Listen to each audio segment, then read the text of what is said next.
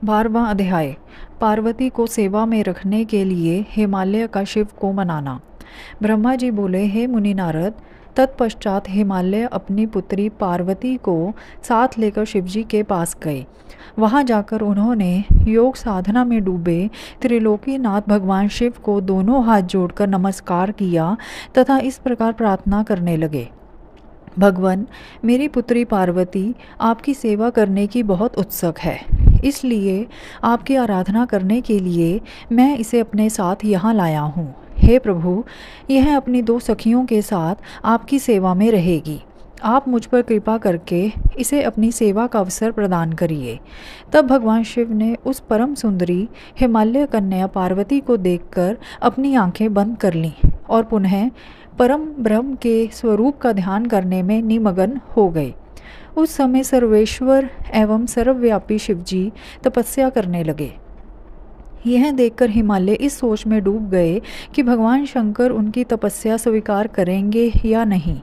तब एक बार पुनः हिमालय ने दोनों हाथ जोड़कर शिवजी के चरणों में प्रणाम किया और बोले, हे देवाधिदेव महादेव, हे भोलेनाथ शिव शंकर, मैं दोनों हाथ जोड़े आपकी शरण में आया हूँ। कृपया आंखें खोलकर मेरी ओर देखिए। भगवान, आप सभी विपत्तियों को दूर करते हैं। हे भक्त वत्सल, मैं रोज अपनी पुत्री के साथ आपके दर्शनों के लिए यहाँ आऊँगा। कृपया मुझे आज्ञा प्रदान कीजिए।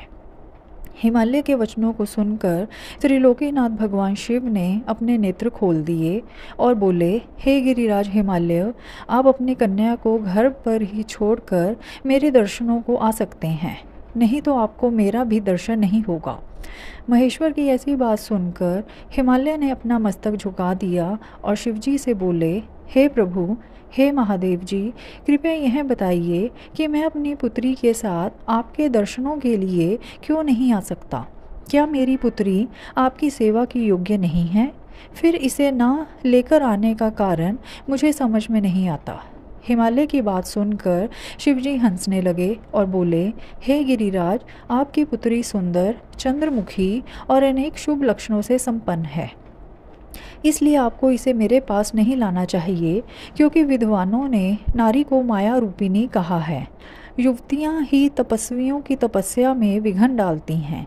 मैं योगी हूँ, सदैव तपस्या में लीन रहता हूँ और माया मोह से दूर रहता हूँ, इसलिए मुझे स्त्री से दूर ही रहना चाहिए।